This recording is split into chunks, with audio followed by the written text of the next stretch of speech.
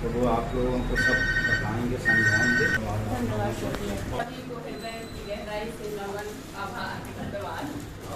बहुत खुशी की बात है कि आज फिर पुनः हम इस सुंदर मातृभूमि पर एक साथ विराजमान है और बहुत अच्छा लग रहा है कि अनुभव का ऐसा अवसर सौभाग्य से आता है। मतलब कौशल क्या है? जीवन जीने की कला है और यह हमारे जीवन को कैसे प्रभावित करते हैं, बच्चों को हम कैसे सिखा सकते हैं।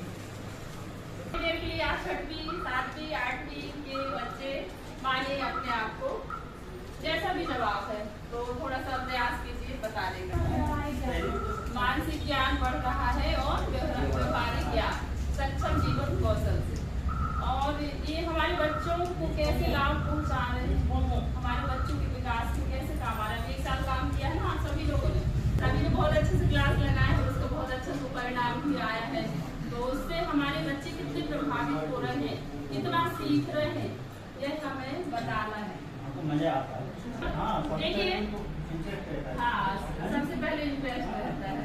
और मैडम आप बताइए। बच्चे भावनाओं में रहकर कार्य करते हैं और ग्रुप में रहना और एक दूसरे से और अनुशासन और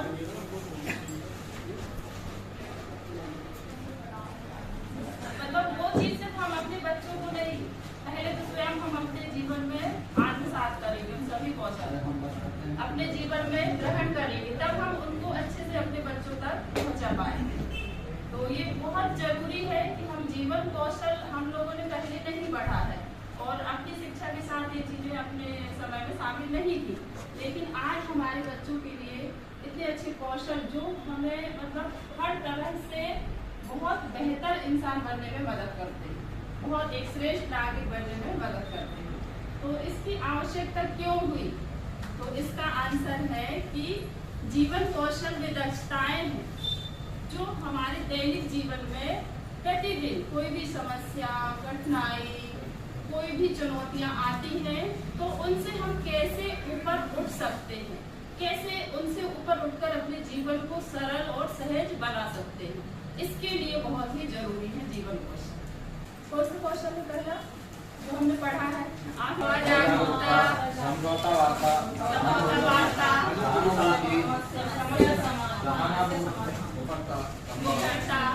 समानुभूति, समस्या समाधान, निर्णय क्षमता, रचनात्मक सोच। 5 जो पहला है स्वजागरूकता, समानुभूति, समझौता वार्ता, संवाद।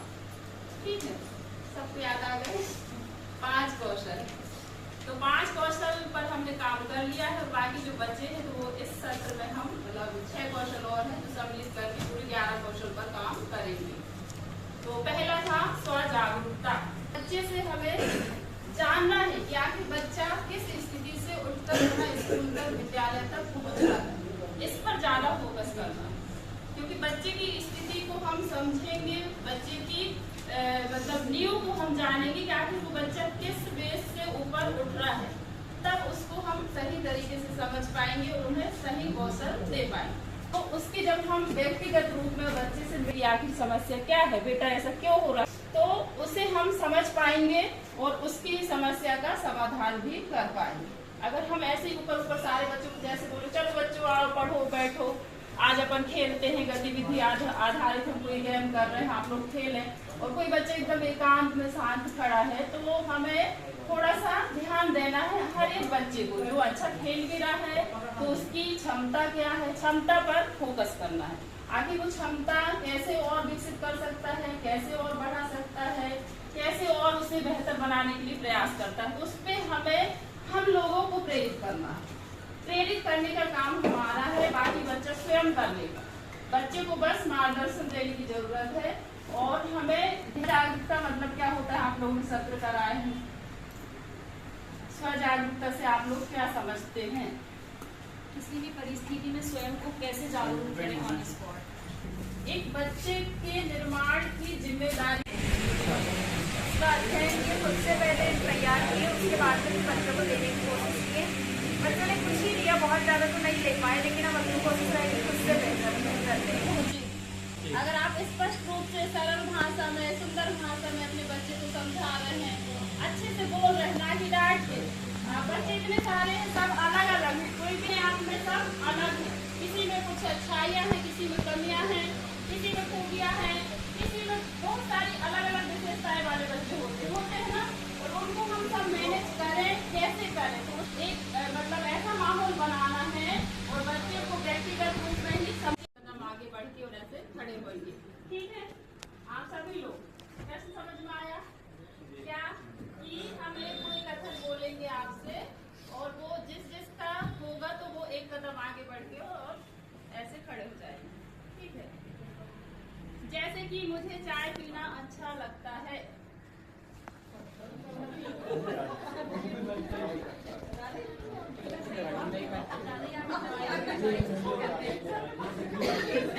बस इतने लोगों को ना, हाँ समझ में आ गए प्रश्न सबको?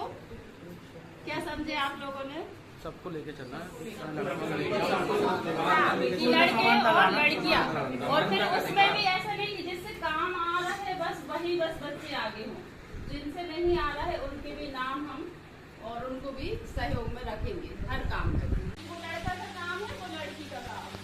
आगे ना इसका हम मतलब भेदभाव देखते हैं, तो ऐसे कुछ भी रहती है उनको हम रंगोली भी बुला लिए, ऐसे क्या बोलते हैं सरस्वती जी बना दिए, सरस्वती वंदना के लिए बुला लिए। हम लड़कियों को ज्यादा करते हैं ना, ये सब अपने स्कूलों में होता है ना ऐसा कि अभी तक हुआ कोई सरस्वती वंदना कर सकता हूँ, मैं भी मेहंदी लगा सकता हूँ, घर के जो भी काम है मैं भी कर सकता हूँ। यहीं से शुरुआत होती है, तो बच्चे की नींव यहाँ बन जाएगी तो फिर हम लोग आगे में कोई दिक्कत नहीं है। आज इसी की वजह से बहुत सारी समस्याएं जो है सामने आती हैं कि वो लड़का का काम है, वो लड़की का काम रहती है।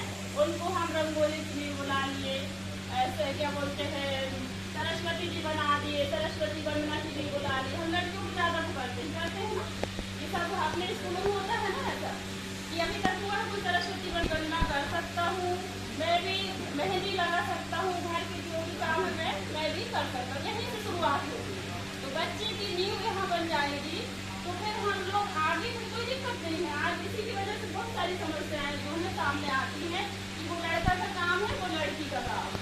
आगे ना